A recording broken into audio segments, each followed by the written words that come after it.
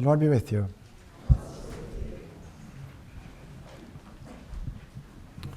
A reading from the Holy Gospel according to Matthew.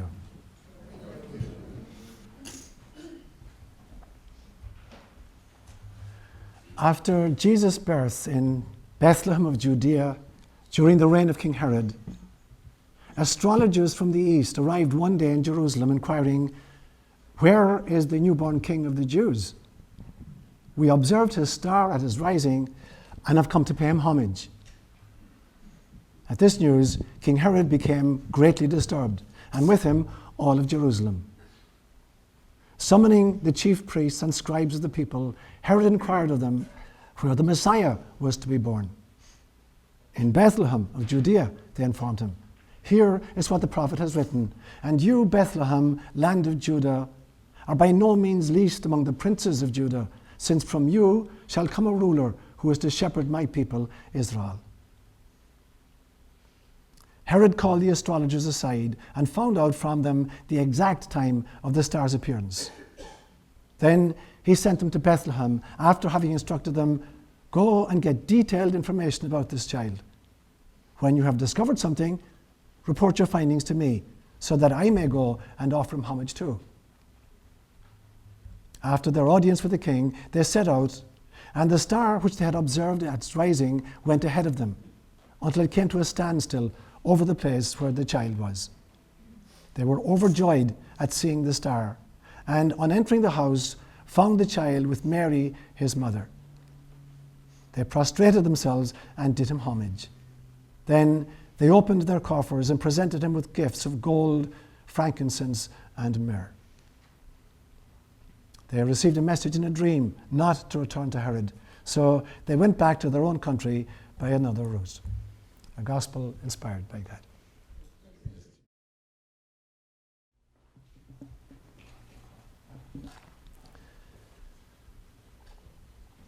A couple of miles from where my brother Seamus and his wife Jackie live in West Cork is a little place called Ballinascarthy.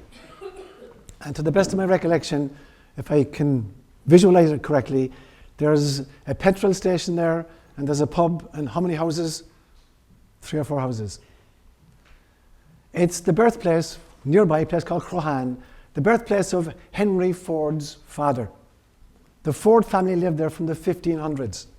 But in 1847, at the height of the great infamous famine, the family emigrated. And so there was the grandfather, John, and Henry's father, William, who was then 21 years of age. They emigrated to the States. Now, the mother died en route in one of the famous coffin ships.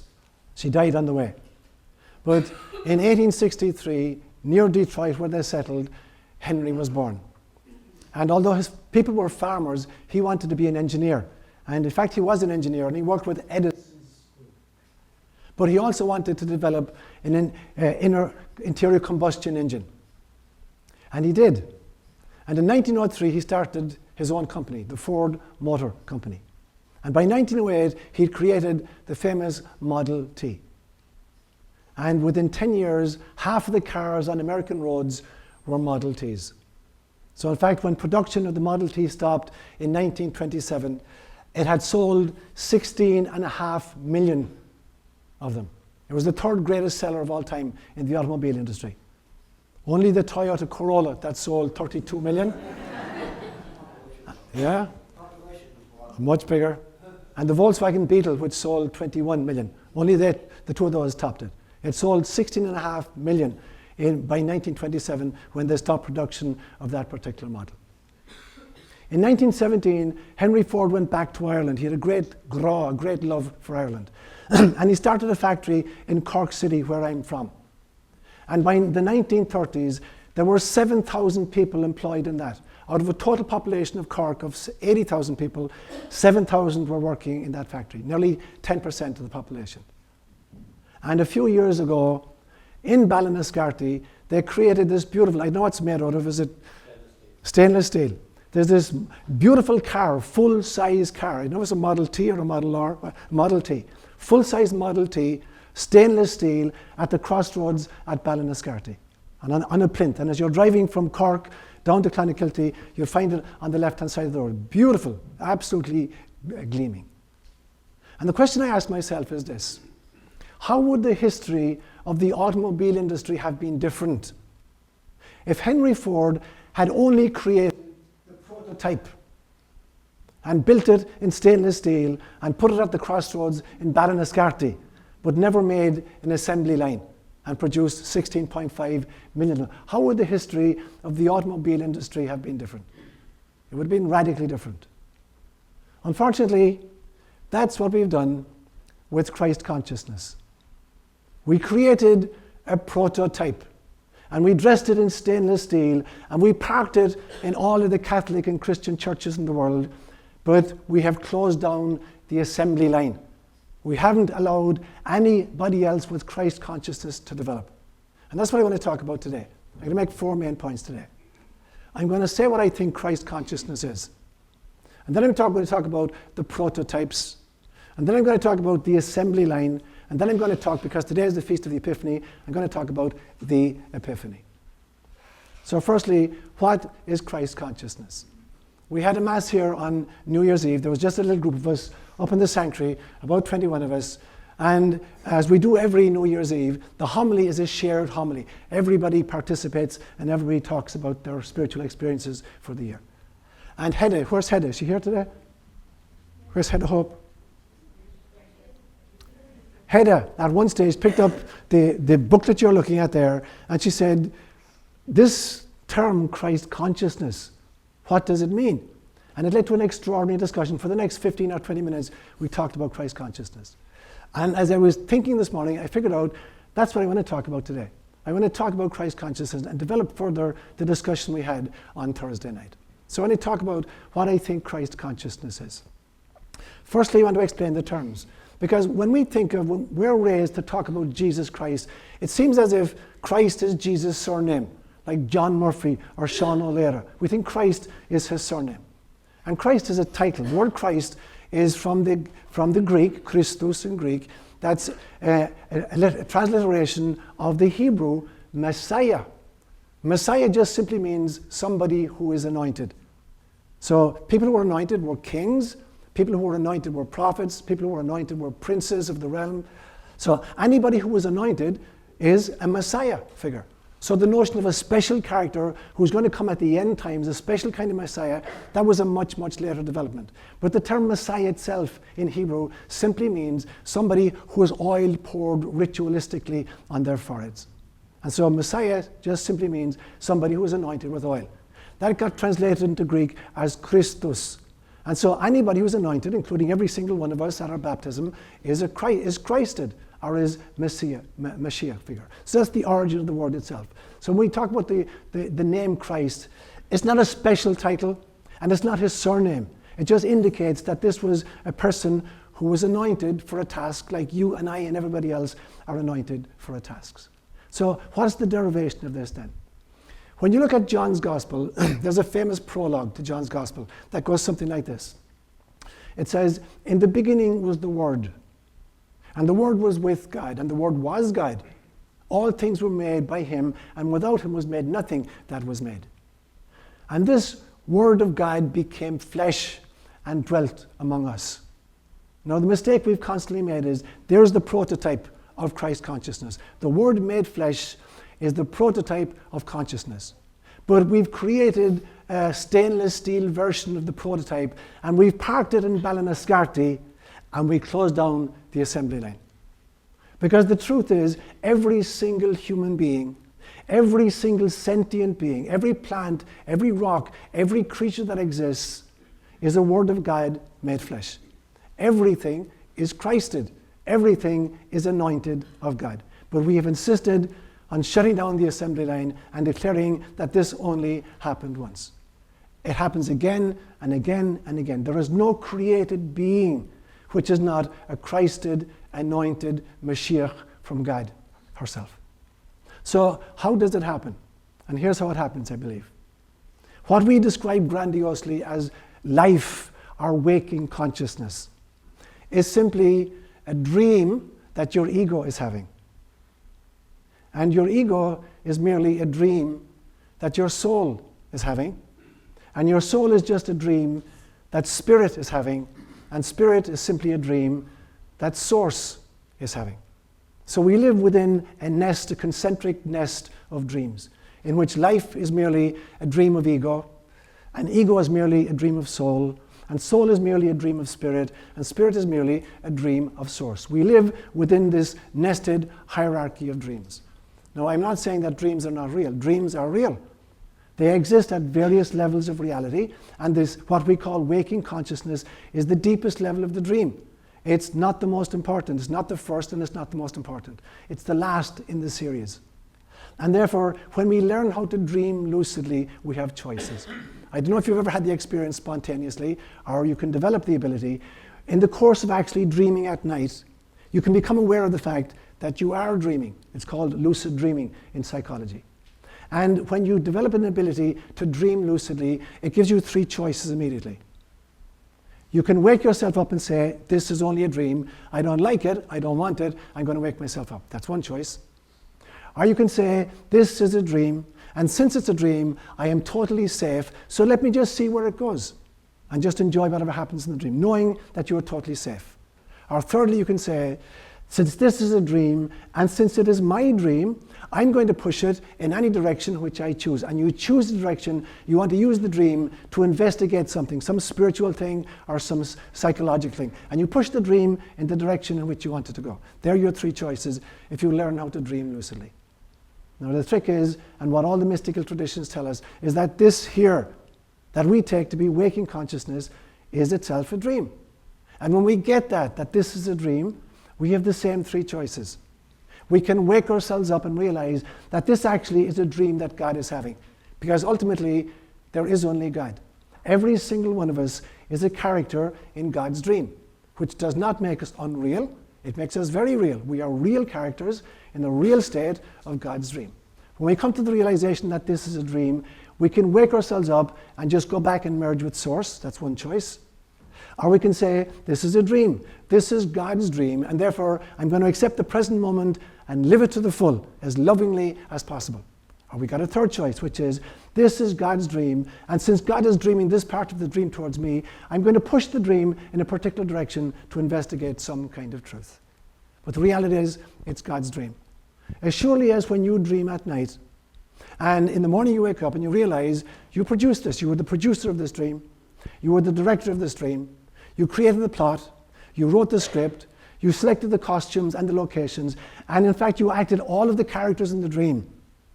But for purposes of making it enjoyable for yourself, you created amnesia in yourself for this realization, and you pretended you were just one of the characters. You acted as the dream ego. But you are all the characters, and you're all the locations, and all the costumes, and the director, and the producer. Now when we realize that's true in this dream, that this is God's dream, and every single one of us is a character that God is playing. So ultimately, there's God in all guises. When we get that, then we can identify the God inside in ourselves and the God inside in somebody else, and then we can offer each other truly namaste. The divine in me recognizes and honors the divine in you. Whether I'm saying that to another human being, or I'm saying it to Carly, the dog, back there, or I'm saying it to a tree or a mountain, it is totally true. Everything that exists is God in drag. And when I recognize that, things totally change. Now, what's the mechanism that allows us to develop this kind of, this then is Christ consciousness, this realization? Living lucidly, living with the realization that there is only God acting all the parts. That is Christ consciousness. That's truly, truly waking up. And what's the mechanism that allows that to happen? Hinduism, in my opinion, puts it best. According to Hinduism, when a soul incarnates and has an earth experience or an experience of incarnation in any other planet or any other dimension, it does not devote anything like even the majority of its soul force to the incarnational experience. And so for Hinduism, there are two aspects of soul. There's the aspect of soul that does not incarnate, and they call that Atman. And there's the aspect of soul that does incarnate, and they call that Jiva. So they're two parts of the same entity, two parts of the same spirit encapsulated. And the image they give is two birds sitting on a tree. And every so often, one of the birds swoops down and is pecking at grain on the ground. And that one is Jiva. And Atman is sitting up in the branch watching it. And at the end of a period of time, Jiva swings back up and lands in the tree, and then they debrief. Atman says, here's what it was like up here looking down at you. Here was the kind of the bigger context that he could see. And Jiva says, and here's what it was like experientially down there. And then after a period of time, Jiva goes down again and has another experience, and Atman witnesses and watches. So there's a part of soul which is always at source. There's a part of you that is in God's presence eternally, even as you're experiencing incarnation right now. And the interesting thing is, those two parts are in constant communication with each other. But our culture won't allow us to believe that or act upon that. But you get hints. It breaks through. It leaches through constantly. It leaches through as deja vu experiences, our sudden insights, our sudden intuitions, our psychic gifts, our synchronicities, our coincidences, all these things that we think are just happenstance. It is constantly Atman in communication with Jiva. It's that part of you in communication with this part. When that channel is fully open and you're living fully lucidly in the realization that it is God having this experience, that is Christ consciousness. So that's how we would define the term Christ consciousness. This brings me to my second point. I'm going to talk then about the prototypes. This is not a phenomenon which is true only of Christianity. This did not just happen once 2,000 years ago when a little baby was born in a manger in Bethlehem. All of the great wisdom traditions attest to this reality. They'll give it different kinds of names. So there was a period in human history, it's called by religious historians the Axial Age, and it runs roughly from about 800 BC to about 200 BC. And at that stage, God was creating lots of different prototypes, different versions of the prototype of Christ consciousness. And so if you sweep across the world, beginning way over in the east in China, you had about 550 BC, or about 600 BC actually, Lao Tzu, the founder of Taoism. 50 years later, you had Confucius. Then a little bit further east, you had two great saints in India, Gautama Siddhartha, who became known as the Buddha, and Mahavira, who was the founder of Jainism. You come further east into modern-day Iran, and you had the great prophet Zoroaster. You come across further still into Israel of the time, and you had Isaiah and Jeremiah and Ezekiel. And you swing further west into Greece, and you have Socrates and Plato and Aristotle. It's like God was experimenting wildly during that period of time, creating different versions of the prototype that would ultimately lead to 200 years later with the Jesus figure and the fullness of Christ consciousness. Now God was ready to go into full-time production. But the churches shut him down. The churches said, no, we're not ready for it. So they shut it down and they honored the prototype. But it happened all over the world. This prototype was being developed all over the world, every single tradition. And how do you recognize it? There are four characteristics, it seems to me, when you see the prototype in action, or you see somebody moving towards Christ consciousness. And the first sign is, it's a serenity that's breathtaking. It's a person in any circumstance who's holding center, because they realize it's simply God having this experience through me. When the person realizes that, then there's a serenity that comes. You know you're in absolutely no danger. Even if you were to lose your physical life, you're in absolutely no danger, because it is God who's having the experience. So there's an extraordinary level of serenity that comes with it. The second sign is a deep, deep, deep compassion. And the first is you have compassion for yourself, because you recognize that God is incarnate, and incarnation involves a whole lot of limitations and a whole lot of vicissitude and a whole lot of suffering. So you have compassion for yourself, because you recognize that incarnation is a difficult job, it's a difficult mission. And then you extend this compassion to other people, other human beings, because you realize they too are God, in drag. They're too God having an experience which involves suffering and limitation, and so you're filled with compassion for other people. And this extends not just to other people, it extends to all life form, whether it's mountains or oak trees or dogs or whatever it is. Everything is God having an experience in some kind of incarnated fashion, and it's difficult. And you begin to have compassion for all of these guises in which God finds herself. The third characteristic you will see is that this person is going to have a healing presence. Wherever she goes, she will be like a mobile tabernacle of God presence, carrying healing wherever she goes. And then paradoxically, She will be extraordinarily disruptive, totally disruptive, because she will constantly challenge the cultural trance and constantly challenge the social order of things, because she will be really upset at social injustice. And so this person is both a healer and a troublemaker. That will be a sign of their presence. So that's how you recognize somebody who's moving towards that position, if they manage to get off the assembly line. Which brings me to my third point, which is the assembly line. What do I mean when I talk about the assembly line then? The truth is that at the moment that a soul decides to incarnate, and it sends down some of its soul force, and at some stage this soul force merges with either an embryo or a fetus or maybe the zygote. My belief system, it can merge at various stages with this spacesuit. When it merges with the spacesuit, whether that happens at the moment of conception of a zygote, or happens later with the embryo, or later still with the fetus, whenever it happens, at the moment that that happens, that being is Christed. That being is anointed for mission. This is God incarnate, as surely as it happened to the Virgin Mary 2,000 years ago.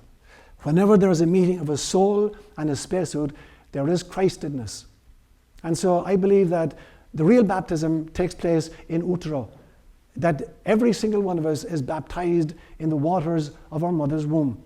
And when there's a ceremony sometimes after our birth where we pour water on our head, that's just a ritual reenactment. It's happened already. The baptism has already happened. The mother's waters have baptized the baby. And the moment of fusion between the soul and the spacesuit is the moment of Christedness. So we sometimes call baptism, we call them christenings. Why? Because we put oil in them. And so everybody who's christened is a Mashiach, is a Messiah, is a Christ figure. But it happens for every single one of us.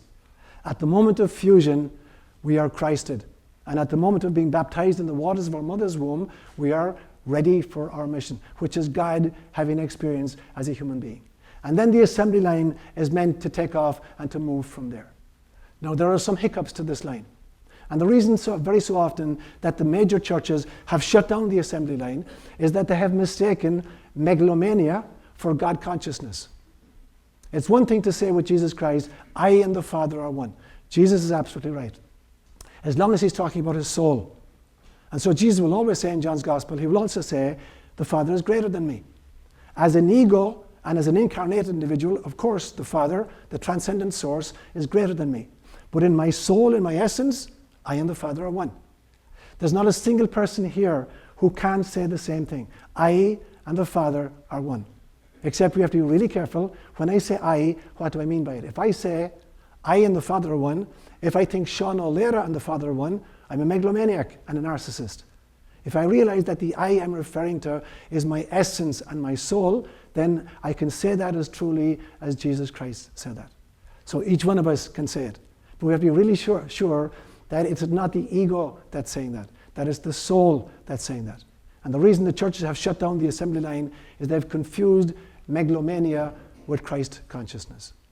Which brings me to my final point. The Epiphany. In Catholic churches throughout the world today, this is the feast of the Epiphany. It's actually January 6th, but they put it to the nearest Sunday. So it's January, we're celebrating it today. So Epiphany is just another Greek word that means a revelation or a kind of a coming out, or when somebody is being revealed in some fashion. Now, I don't know, I mentioned this a few months ago. How many of you have seen the Monty Python movie called The Life of Brian? Yeah, I mentioned it a few months ago. It's a hilarious, irreverent movie in one scene of which wise men from the east come to adore the newborn king of the Jews. And they come and they find the star stops over this cave, and they go in, and there's a little baby with his mother, and they bow down and they offer him gifts. And then they find out it's the wrong baby and it's the wrong cave. The baby is called Brian. So they come back in and they snatch away the gifts and they find the right cave where the baby Jesus is born. It's a hilarious movie, very irreverent, but very true. And in fact, as I was meditating on it this morning, it seemed to me, now I don't think the Monty Python group really intended this, but this was a deeply mystical truth. Because we are constantly going back into the cave where we offer our gifts to the babies of the world and snatching them back and saying, sorry, I thought you were Jesus. You're not Jesus, you're just a baby. We keep snatching back the gifts. The wise men who come to offer gifts to the Christ consciousness, they're constantly taking back the gifts because they think it only happened once. There's only one baby Jesus. And the truth is, every single little baby that has been born on planet Earth, every single one of them is as much a gift from mother and source as the baby Jesus was. The only difference between Jesus and the rest of us is that he knew that he was Christed. He knew that he was a son of God, and he recognized that in other people. The rest of us, we don't. And so we put Christ on this pedestal. We've created this stainless steel version of the prototype. We parked it at the crossroads, and we've stopped the assembly line. We don't know how to unpack it. So when I think of today's feast, and I think of the characters in this dream, in this situation, there's Mary and Joseph, and there's the wise man, and there's the baby Jesus, and there's the gifts. Now, much more importantly than whether or not these were historical characters, and probably they were, at least Mary and Joseph and Jesus were, whether or not the Magi were, I don't know, but that's not the important thing. The important thing is that more importantly than their historicity is the fact that they're spiritual archetypes. That Mary represents the feminine face of God. There is no attaining Christ consciousness which doesn't take cognizance of the feminine face of God. You cannot get to Christ consciousness without engaging the feminine face of God. Joseph represents in some senses the masculine face of God. And again, you can't get to Christ consciousness without engaging the masculine face of God. The Magi, or the astrologers, they are the seekers, the people who set out to find Christ consciousness and work at finding Christ consciousness. And the baby obviously represents Christ consciousness. And the gifts that they come to bring, this then is the mission that you and I are on. Because every single one of us, Christed as we are, have come with gifts for the world. We've come with our talents, we've come with our love, we've come with our compassion, and these are meant to be distributed to the world. Unfortunately, the difficulty is that as we attempt to unpack our gifts, very, very often we destroy the gifts in the unpacking. If you give a gift to a little child and it's wrapped up very nicely in paper, depending on the age of the child and what the gift is, they're liable not just to rip and shred the paper, the wrapping, but destroy the gift inside it. After a while, they're a little bit better. They just rip the paper, but they don't destroy the gift. And after a while, when they get really, really good, they don't destroy the paper or the gift. They're able to take the wrapping off very, very neatly and use it again. So what is the wrapping? The wrapping is this spacesuit. The wrapping is incarnation. And what's the gift inside in it? The gift inside in it is our divinity. And what is the process of unwrapping? That's developing Christ consciousness. So the Christ consciousness is the ability to unpack the gift without destroying the spacesuit or the soul inside in the spacesuit. Our world desperately needs at this stage and is crying out for the assembly line of Christ consciousness to be restarted, because a car parked at the crossroads in Clonakilty, a prototype with the assembly line stopped, is not going to make our spiritual world mobile.